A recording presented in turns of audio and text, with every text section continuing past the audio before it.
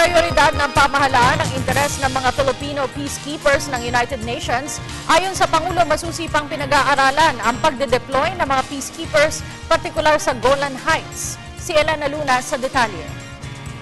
Nanindigan si Pangulo sa isinusulong na interes para sa mga tropang Pilipino na kasama sa peacekeeping force ng United Nations, partikular sa Golan Heights. So, i-refine yung rules of engagement, provide the necessary equipment,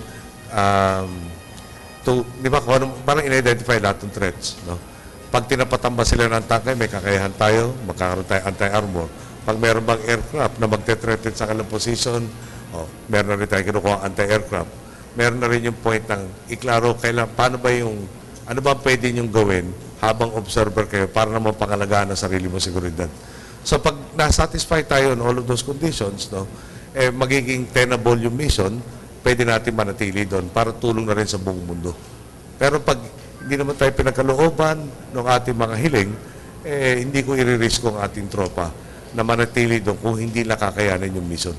Ayon kay Pangulong Aquino, mula nang ma-hostage ang 21 Pilipinong sundalo sa Golan Heights, pinag-aralan ng gobyerno kung kaya ba ng tropa mula Pilipinas ang misyon nila at kung malinaw ba sa kanila ang misyong ito. So, mula doon sa pag-aaral na yan, lumabas ang mga kakulangan natin. For instance, may aligasyon na gumagamit ng chemical weapons doon sa civil war sa Syria. So, meron na tayong mga equipment at training ginawa, provide na armed forces at ng UN para sa ating pwersa para maprotektahan sila doon sa chemical weapons. Sinabi ni Pangulong Aquino na sa 1,200 na otorisadong miyembro ng United Nations Disengagement Observer Force sa Syria, mahigit 500 na lamang ang natitira doon, karamihan mga Pilipino.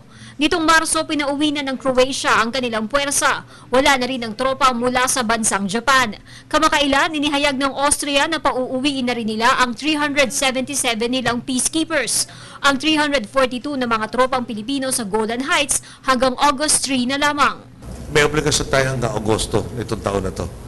Pero pinapakiusapan tayo ng maraming bansa, huwag umalis dyan. Dahil nga, siyempre, pag nawala yung UN, pag umalis tayo doon, malamang sasabay na rin yung India at walang papalit.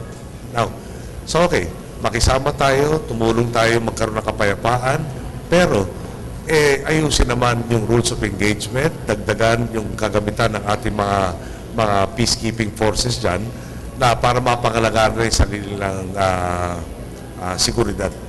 Para sa Telebisyon ng Bayan, Elena Luna.